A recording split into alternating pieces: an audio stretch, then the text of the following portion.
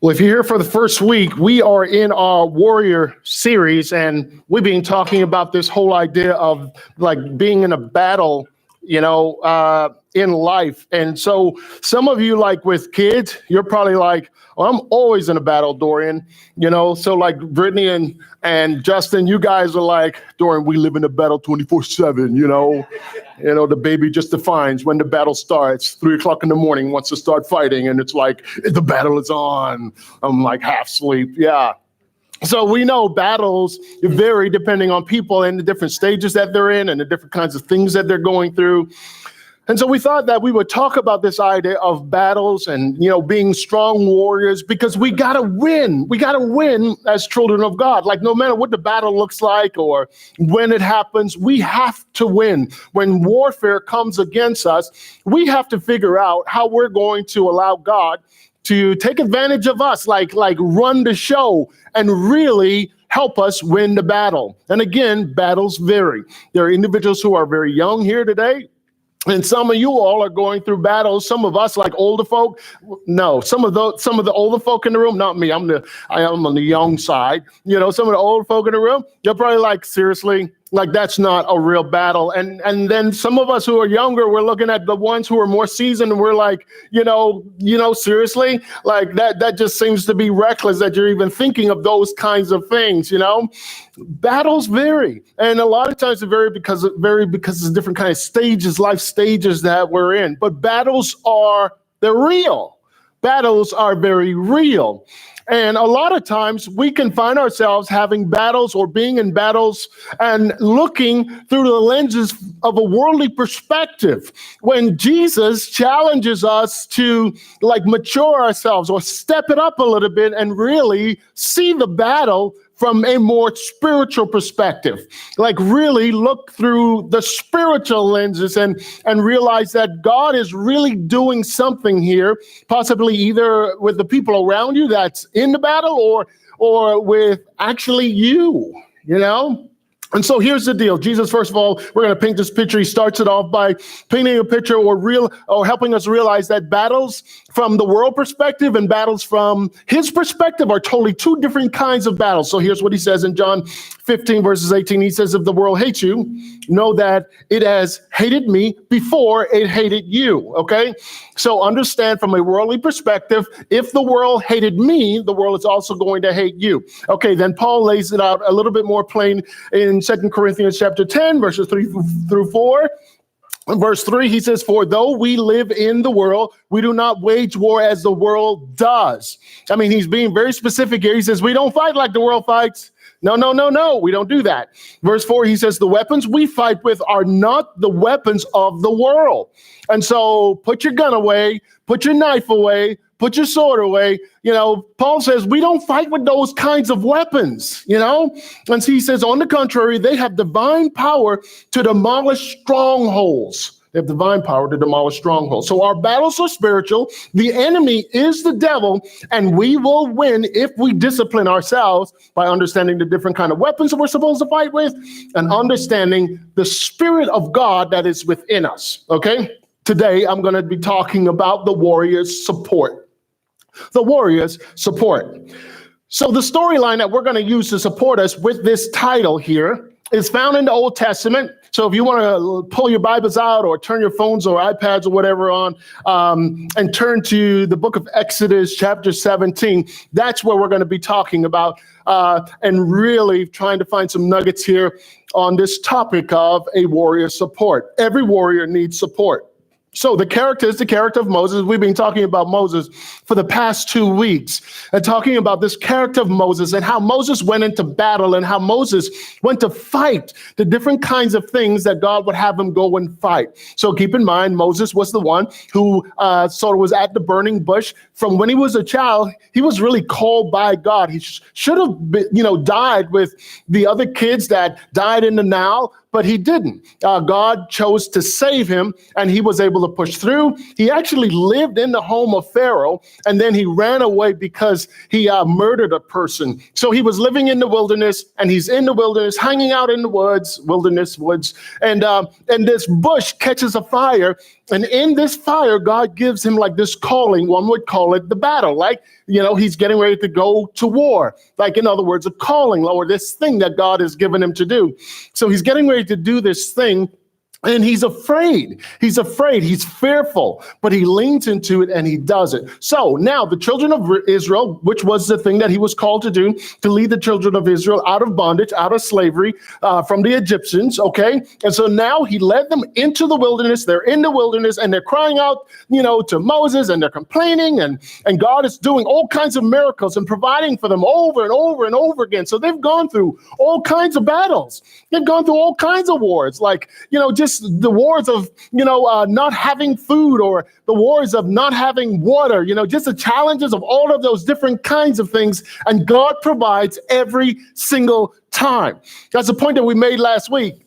Is that when you find yourself going into a battle, what you begin to realize is that every new battle that you go into, you're able to overcome that battle by looking at the past battle, or how God got you through, or how your faith became strong in the past battle, and how because of your faith in God, God made you a winner in it. Or in other words, he provided for you in it, or you understood the reasoning behind what you were in it for. And so here's the storyline in Exodus chapter 17, where Moses is now, they've been in the wilderness for a long time, and they're getting ready to fight a battle. And we're going to hear of some characters in this storyline, but we're also going to see Moses doing something that is really so cool. All right. But we're going to also see, if something doesn't happen, we're going to also see the downfall of how the battle could go wrong. Okay. So Exodus chapter 17, we're going to hear some real weird names here. Just bear with me. Okay, so then Amalek came and fought with Israel at Rephidim. Okay, Amalek is a group of people who just seems like they would continuously fight against the Israelites. Even when Saul and David, those like were on the scene as kings of the Israelites, Amalek, those were still there, And so this was a group of people that continuously fought against them. So verse 9, so Moses said to Joshua. Joshua is a character in the Bible that's now being heard of for the first time. Joshua is like the warrior. He's like the man who runs the battle. Like he's the guy running the military unit of the Israelites. Okay, so he's a pretty bad guy. Okay, so Joshua, Moses asked Joshua, choose for us men and go out and fight with Amalek. Tomorrow I will stand on the top of a hill with the staff of God in my hand. So in other words, he's the God dude, okay? All right, verse 10. So Joshua did as Moses told him and fought with Amalek, while Moses, Aaron, and Hur, big characters there, Aaron and Hur. So Aaron and Hur are along with Moses as he's going on top of the mountain with the staff. Okay, so, all right, so they went on top of the hill. Verse 11, whenever Moses held up his hand, Israel prevailed. And whenever he lowered his hand, Amalek prevailed. Verse 12, but Moses' hands grew weary. He grew tired.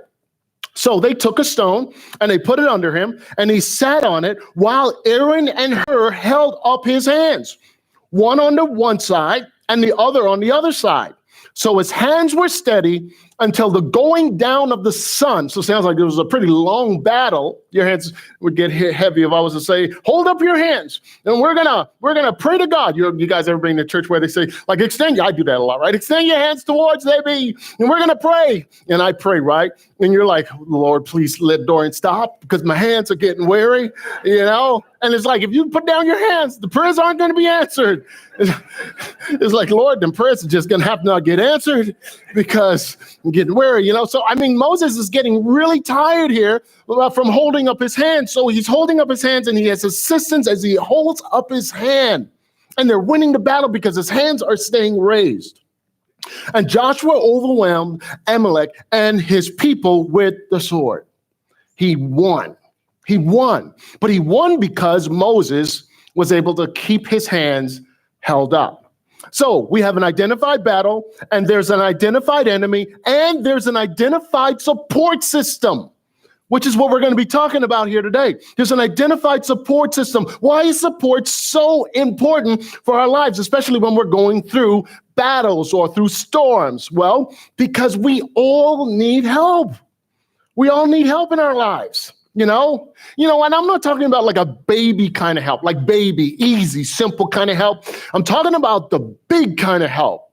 Like this is big help. Like I'm talking about like when a person has a sick child, that person or that parent calls in like the big help. Hey, I need big help here because, this ain't just no baby kind of help. I need like the big people, the people who are close to me, the people who can really support me and strengthen me and help me during this tough time. Or maybe when there are work problems or marital issues or personal sickness or even death. Death is a pretty big one, right?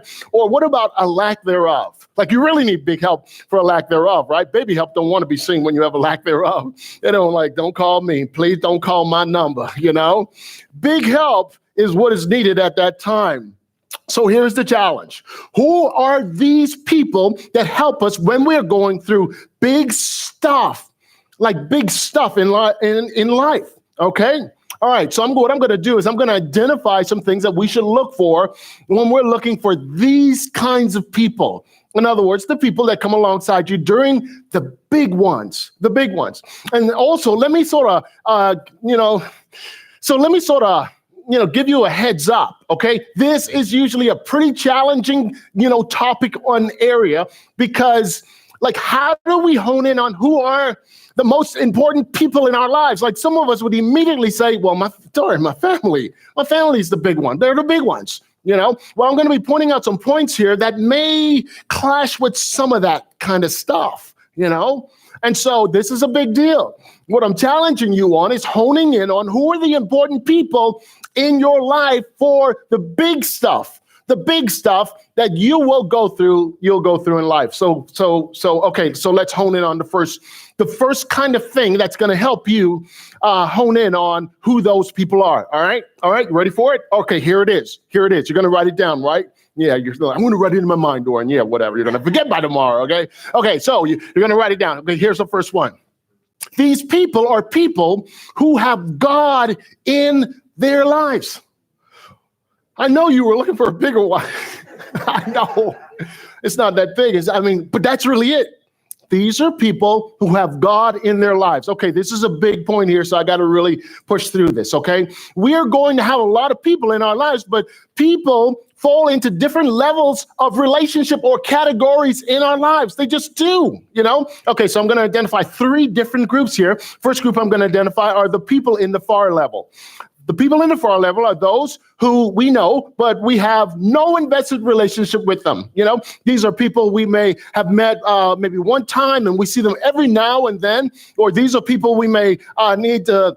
And we talk throughout the year, but, there's usually information or a favor maybe that we ask, or, hey, man, can you hook me up by passing me on to this person or that person? But there's no invested relationship, Sometimes the relationships are usually a fraud or sometimes they're really even a fake, They're just not real. They're far off from you, but everyone is just usually polite and respectful towards each other just because, we should be or something, And then we have another group, the group that are in the near group. Those are people that we see every now and then.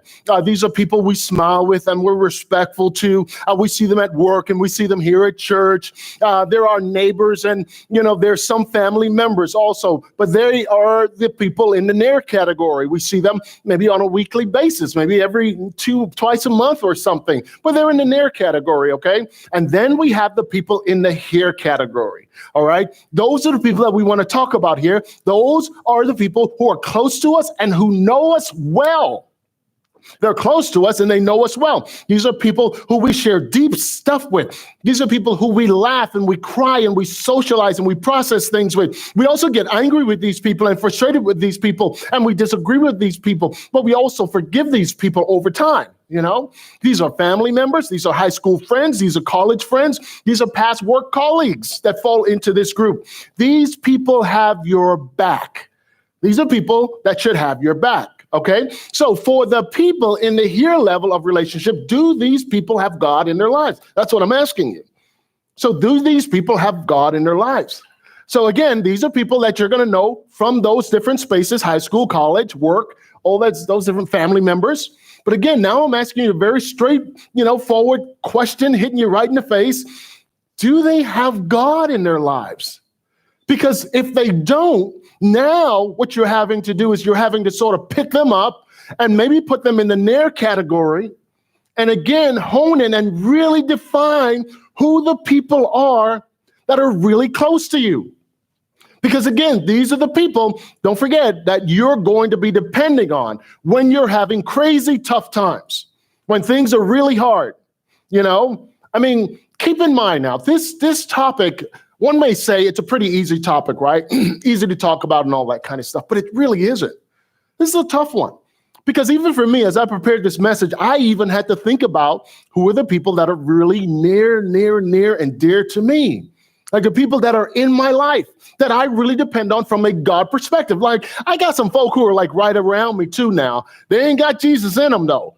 Like when something pops off, you know they ain't got Jesus in them.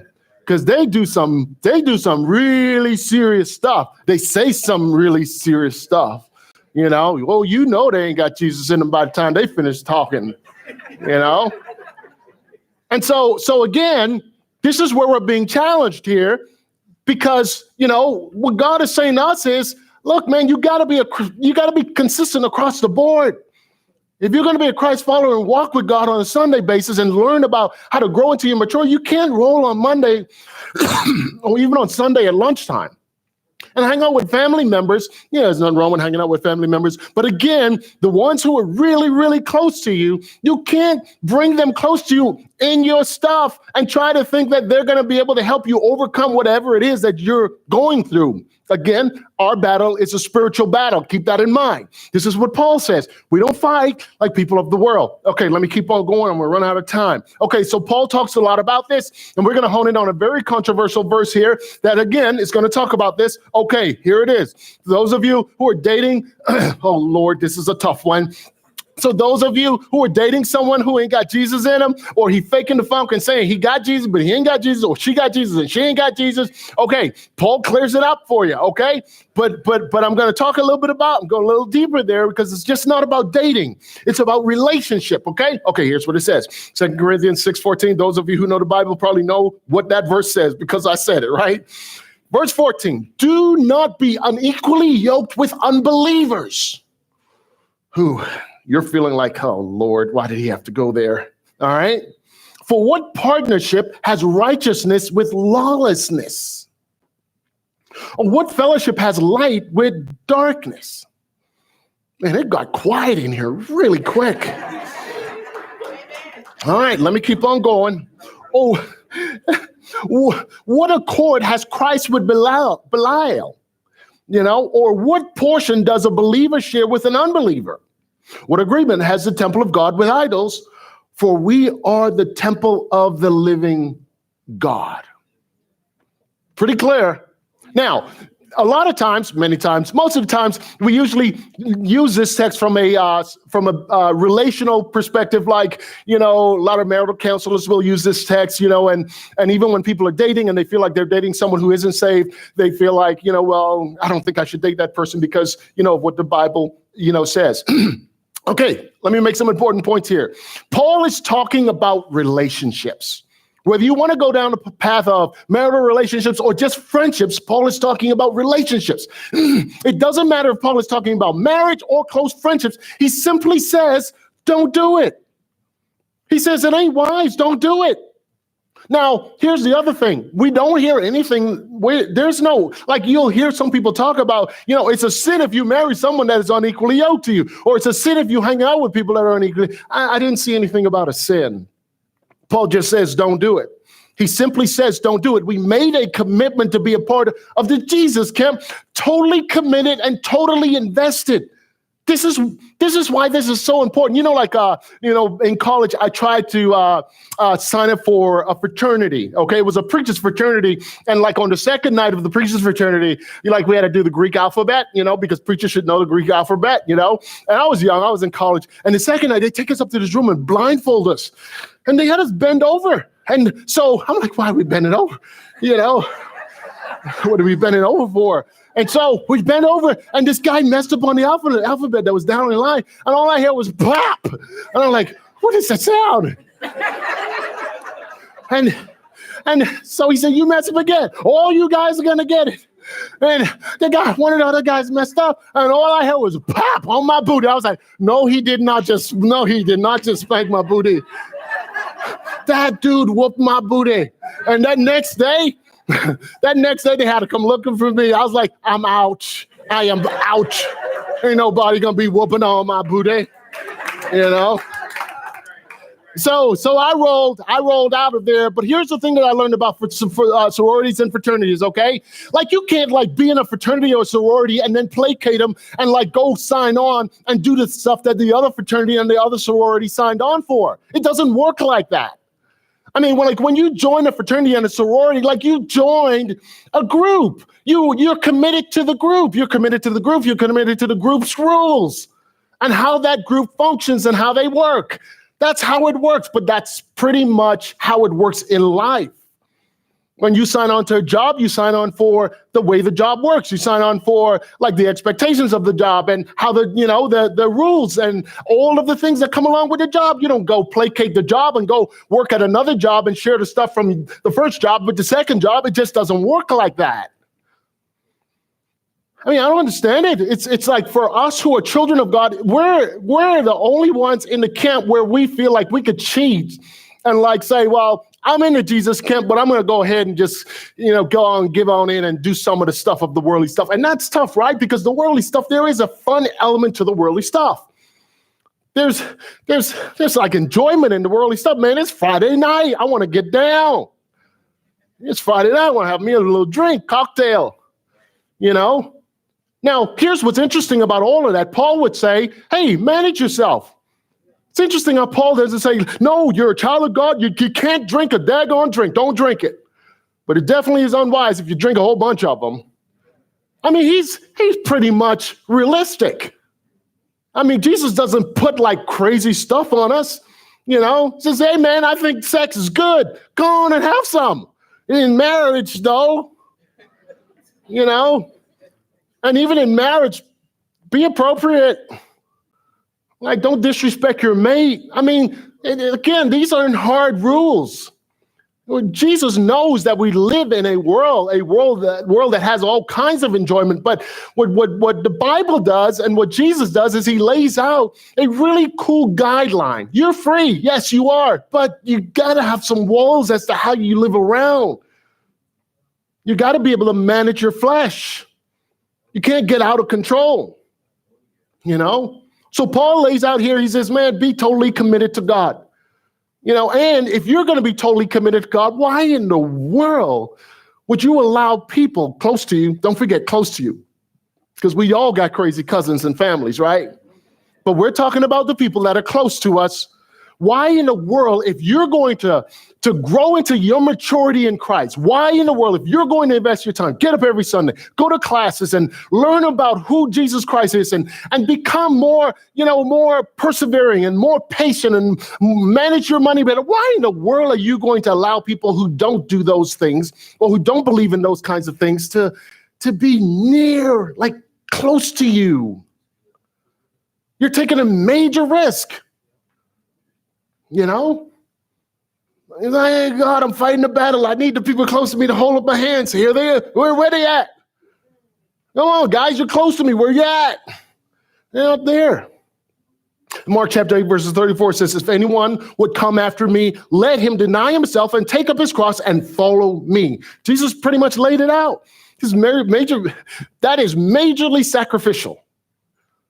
He's like, look now, there were a group of disciples who was like, hey, my dad just died. I need to go bury my dad. And Jesus is like, dude, he's dead. He's dead. Come on. If you come on. I mean, Jesus was pretty much straightforward. It's like, no, you don't get to bring a bag of goodies because you're going to need them while you're in the wilderness. He says, look, man, I need you to deny all that stuff.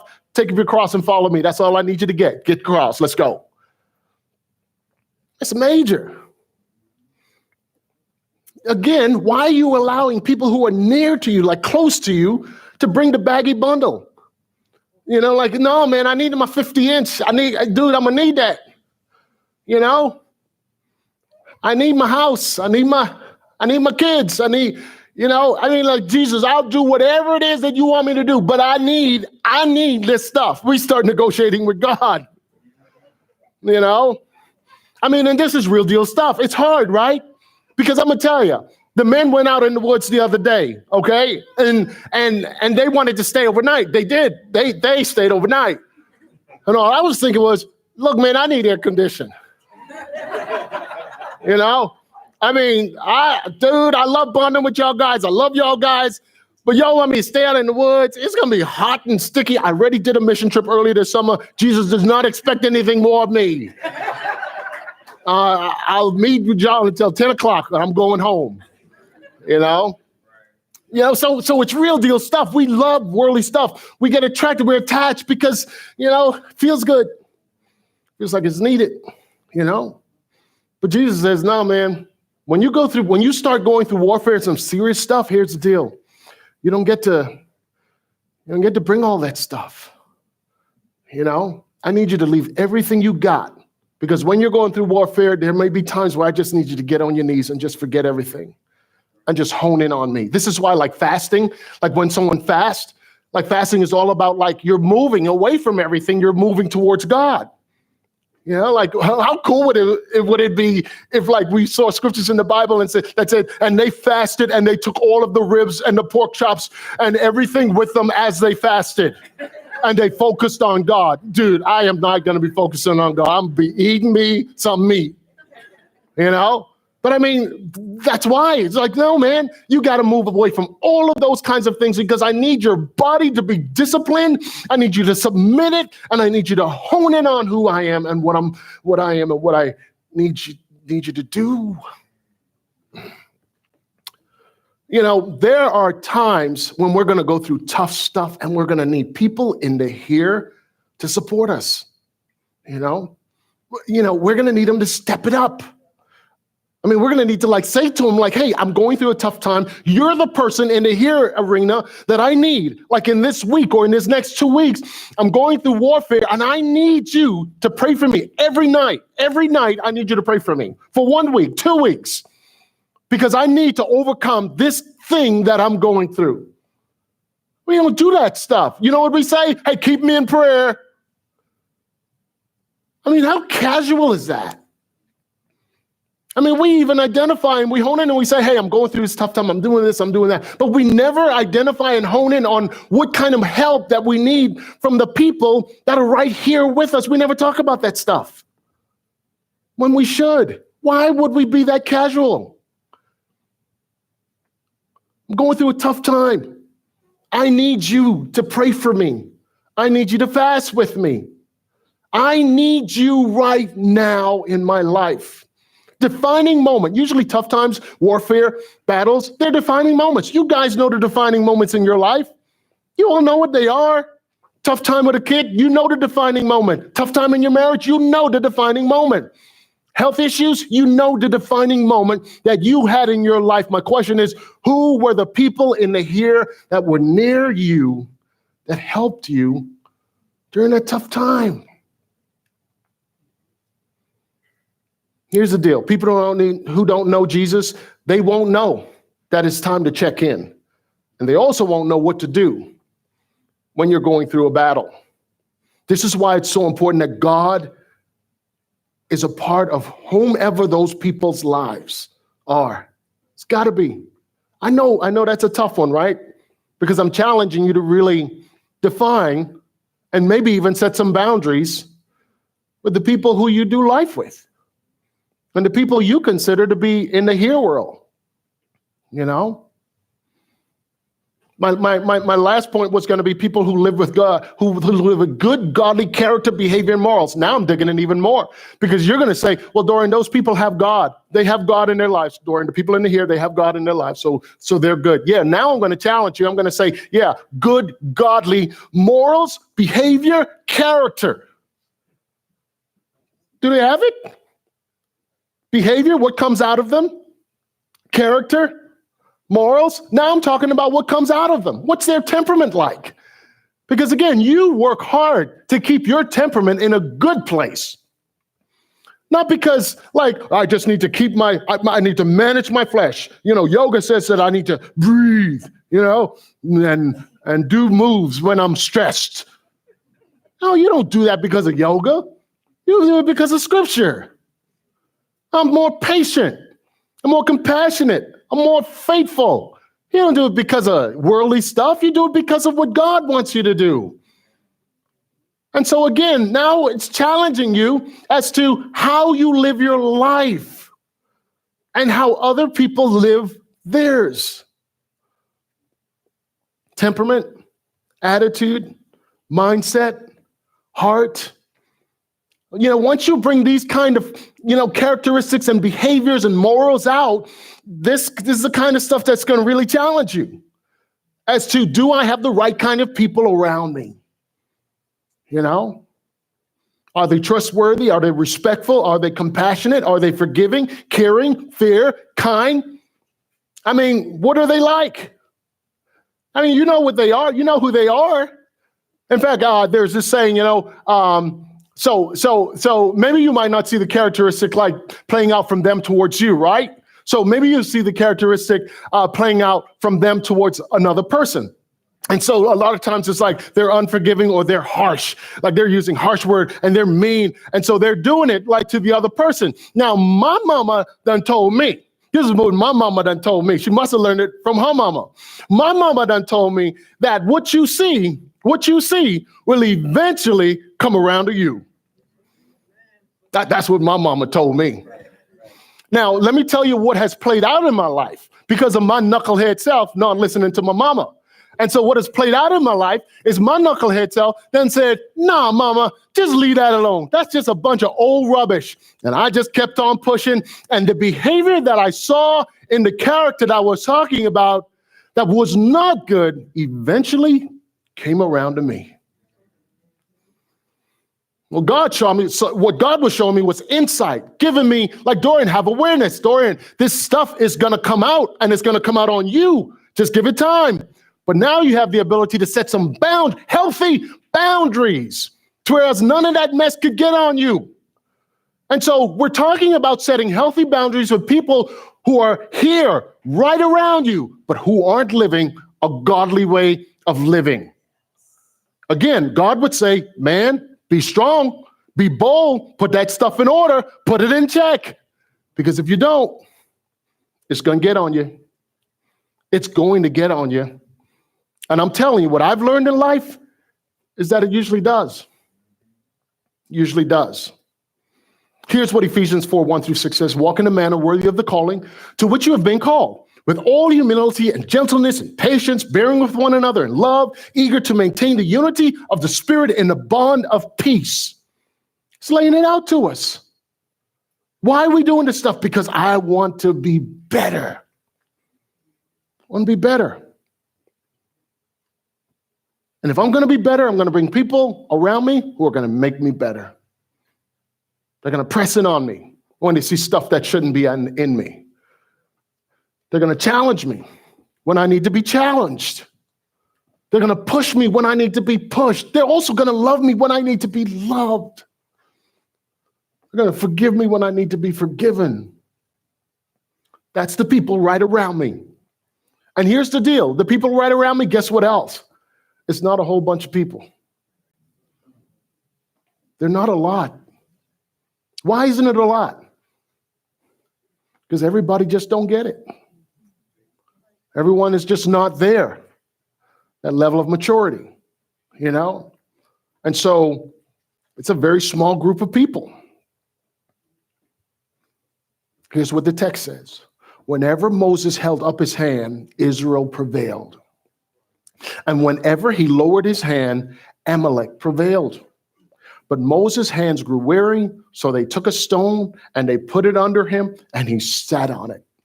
And while he sat on that stone, one of his brothers came alongside the one side of him and gave him strength. But then the other brother on the other side also came alongside of him and gave him strength and held up his hand. So again, my question to you is, why do you keep going through life, going through these battles alone? Me and Janice, we're in Cincinnati and we don't have family here. Now, we can easily just go off of that and say, well, we ain't got family. We don't really need to get the people in the here arena. But we got kids now. So if it was just us, we could probably get a pass on that. Well, we could push through on our own. We got kids now. We need help raising our kids. I need them to have uncles and aunts, Their uncles and aunts are far away off. And so we have to work and push hard and push through that model of what family would usually look like and really create for them aunts and uncles, and really good family members. But here's the deal. It has also challenged us to really hone in and ask that question. Yeah, but who are the people in the near, far, and who are the people in the here? Who are the ones that are close to us who are going to be able to come over to our house, help us with our kids, watch our kids if they need to be watched, meet us at the hospital when we're going through something really tough and really hard, who I can process when I'm going through a really hard thing in my own personal life. Janice can do the same. Who are those people? It is reckless for us as children of God to not have people in those arenas who can help us with that stuff. Reckless.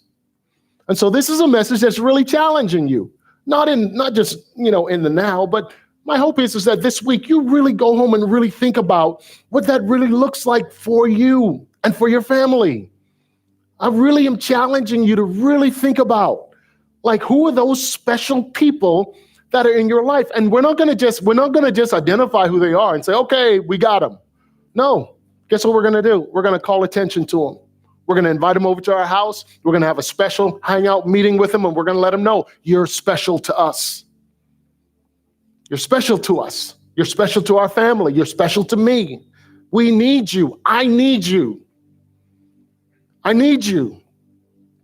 And because of me needing you, that means I need you to work hard to be there for me. But I also need you to work hard to get it right, live holy. Don't mess up. And I'm going to try my best to do the same thing. And if the both of us are doing that, guess what? We're going to win together. And when we do mess up, we're going to forgive and come alongside and hold each other up and get each other back up and back to strength, and we're going to go back to walking. That's how we live life. That's how we do it. This whole message was all about how we do it. And so what's on the other side? Well, the other side is judgmental. The other side is critiquing. The other side is always having to make an A+. And that's pretty much the way the world has created our society for us as we live our lives, right? If you don't make it, we're going to stamp all over you. And you're just not going to make it. We as children of God get to choose, especially in a day and time like this, when everything is going just crazy in our world. We get to choose to do it differently. We do. Pray with me. So Heavenly Father, just come and just have your way. We believe that this message was a defining message, and it was given at a time where you ordained for it to be given, which means that our hearts are open, our hearts are receptive. It means that we might be going through stuff and we needed to hear this message from your Holy Spirit, from you, God. So God, just come and just have your way. Allow us to be able to pull out the nuggets that we needed for our own personal lives and be bold enough to take on whatever it is that we need to take on. There are some people in our lives that we need to set boundaries with. And there are some people in our lives that we need to draw closer to, Lord, or draw closer to us. Lord, give us the boldness and the courage to step out there and to put it in order and to do it quickly. Come, Jesus. Come, Holy Spirit. Just have your way. We know you have the ability to lead, and we just ask right now that you lead in the power of your Holy Spirit. So come, Jesus.